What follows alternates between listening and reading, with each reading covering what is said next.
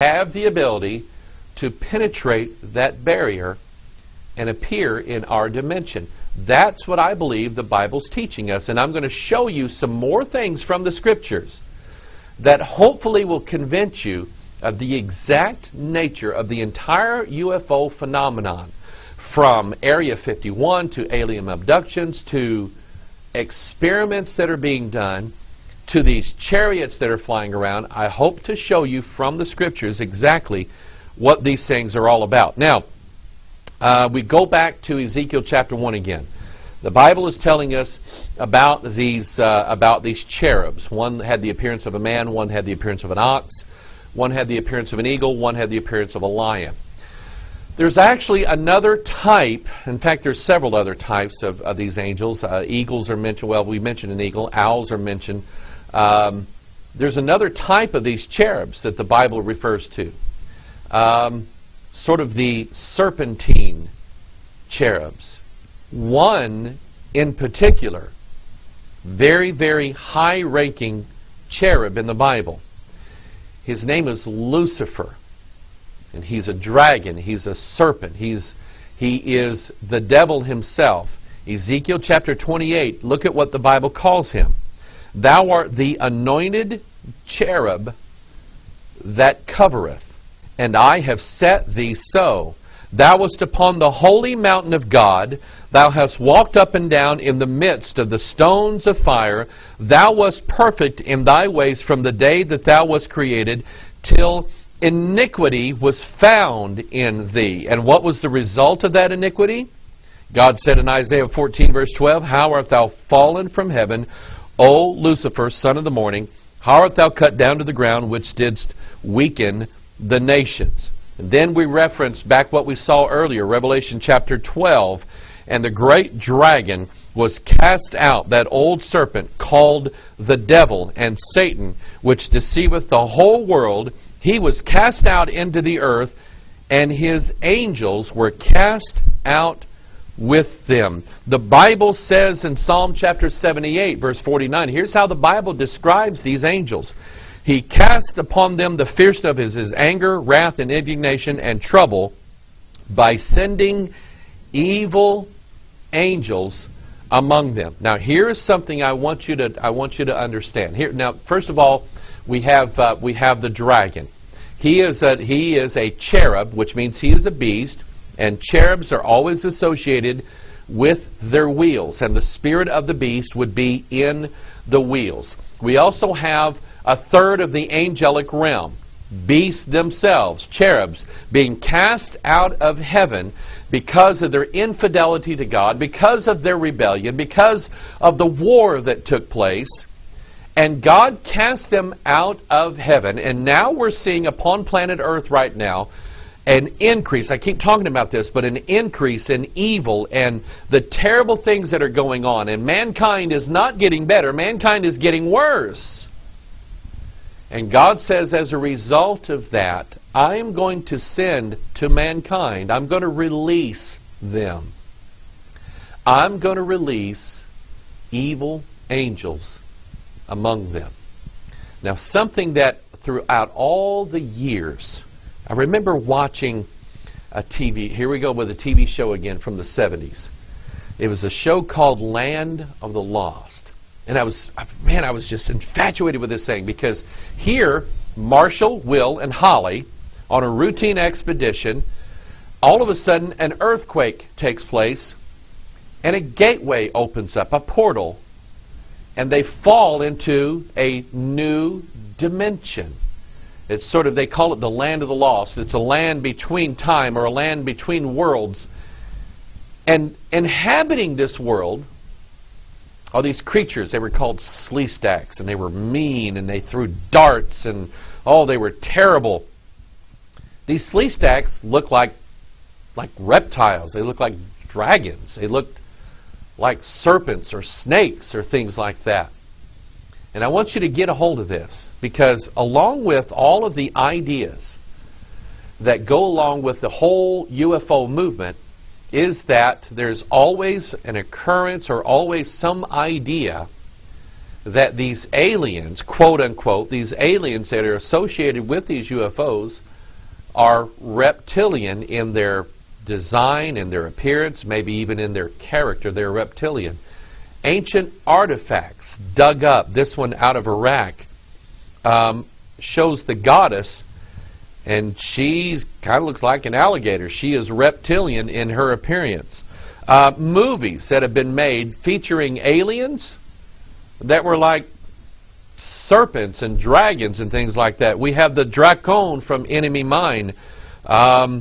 We have the alien from Signs, associated with crop circles, by the way. You know these things that, and I have yet to begun to study and research crop circles.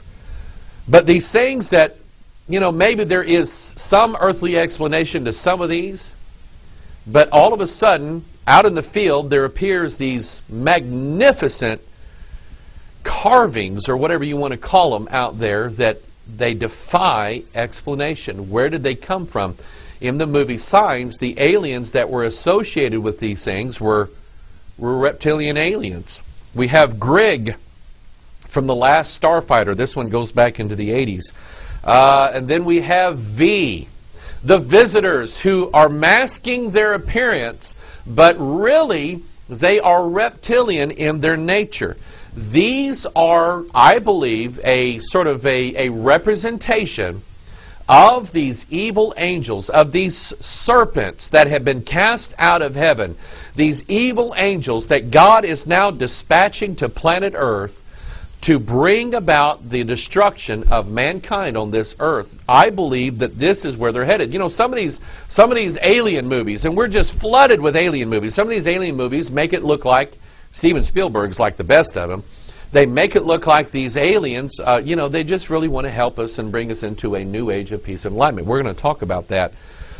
Some of them actually come out and say these things are not good. They're going to kill us. They're going to lead to colonization. They're going to take over. Believe that one. Because that's the message of the Scriptures, is that these evil angels, these reptilian angels, these cherubs, these beasts, are being sent down from heaven. They're actually falling down, associated with their UFO wheels. They're actually falling down. And I can't believe I'm saying this, but this is what the Bible's telling us. We're about to be invaded by principalities, powers, rulers of darkness, and spiritual wickedness in high places. So the devil's going to fall, and these angels are going to fall. And this is something I remember reading. I've read a lot of things. I keep up here a copy of several books. This is the Aquarian conspiracy, and we're about to enter into the dawn of the age of Aquarius, the age of harmony and peace and enlightenment. Really, what the whole New Age movement is based upon. Shirley MacLaine talks about this. She was one of the famous New Agers, and Shirley MacLaine and these others were channeling all of these entities, these alien forces from outside, the ascended masters, and they were saying, at some point the aliens are going to come down. They're going to bring us into a new age of enlightenment, of peace. They're actually going to bring us good things. They're going to cure all of our cancer. They're going to eliminate war on the earth. They're going to do all of these wonderful things. Movies that about this. Starman. I talked about this movie several times. The imagery here is just absolutely fascinating to me from someone who knows what the Bible says about the coming of the Antichrist in the last days. But here we have an alien falling from heaven. He crashes in his wheel, his UFO, his ship. The government gets involved. Think about that for a minute. He mates with a human woman. Where have we heard that one before? Genesis chapter 6. Go read it. It's there. Every mythology in the world talks about aliens or gods coming down from heaven and mating with human women and creating a hybrid race. We're going to talk about that here in a little bit. But Starman, basically, once she is impregnated by the alien, by the star, he goes back up into heaven. Once he tells her that she's going to have a baby, and this baby is going to be born. He's going to be a great teacher on the earth. Oh, we can't wait for this guy to show up. He's going to solve all of our problems. That's what's being taught. The movie Close Encounters of the Third Kind. I've watched this. I remember going to see this movie as a young man. I was just, wow. I mean, we're talking 77. The special effects of this thing was ginormous. I'm watching this movie, and I'm just dazzled by the aliens and the UFOs. And part of me, even as a Christian boy, part of me is going, oh, I wonder if they're real and they're going to come down. Don't be deceived by any means. Paul says in 2 Thessalonians chapter 2, don't be deceived by the lights. Don't be dazzled by the movements. Don't be dazzled by the movies that are trying to herald these aliens coming to us or these evil angels as a good thing. But I did some research a few years ago, and I've taught this in several things. The whole Close Encounters of the Third Kind movie was basically telling you the story of the New Age, and and it's like the exact opposite of God. In the story of God meeting with His people, we have the 12 tribes meeting God at the mountain of God, and God is going to give them His law. He's going to bring them to enlightenment. Here in Steven Spielberg's movie, Close Encounters, they actually show a clip of the Ten Commandments movie in the background. One of the kids says, "Hey Mom, Ten Commandments on." They're telling you that it's a mockery of that because 12 people have an alien visitation upon them. Roy Neary, the light comes on, you know, the mailboxes are swaying, and he gets this idea to go to this mountain that just happens to be Devil's Tower, not the mountain of God. And there's something else about Roy Neary going into the mothership that really fascinates me. But they give you this idea that these aliens are just all magnificent, wonderful, wonderful things.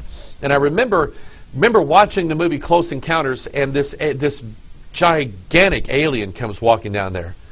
And you see his face. He is sort of the prototypical gray alien that a lot of the abductees have seen. A lot of people record seeing this. They're all seeing the same thing here. And so Spielberg incorporates that into his film. And here we have this gray alien.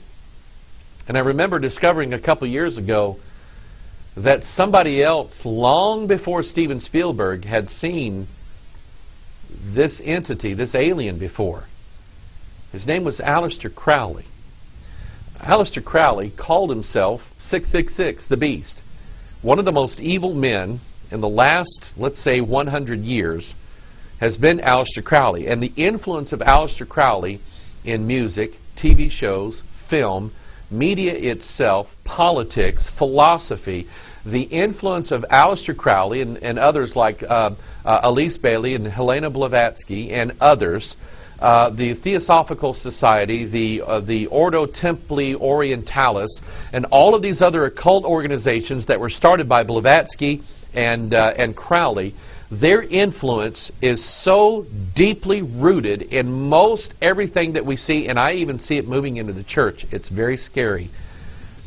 But Crowley had a goal in his life. Crowley, there was one special alien, a special entity that Crowley wanted to get in contact with. He wanted to make contact because if he felt if he could open this special portal, you know, between this dimension and that dimension, that upon meeting this special entity that he called Lam, L-A-M, that would bring the world into a new age of peace and harmony and enlightenment, a new age of Luciferianism, if you want to call it that, because that's what Crowley was. And he actually built a house called the Boleskine House. And he actually had it built and designed in such a way so that he could perform all the right rituals and face the right direction and have all the elements of the house, you know, working together so the portal could be opened. And he actually met Lam. And he drew a picture of him. And Lam, pretty much, is the same gray alien, big head, small mouth, very small nose. The eyes are sometimes different. But that's who Crowley saw. And that's who all of these other abductees have been seeing. They've been seeing these devils, these fallen evil angels, and they're always associated. Remember, the spirit of the living creature, the spirit of these living creatures, is in their wheels or their craft. And so we see these aliens and these UFOs linked together, and now we know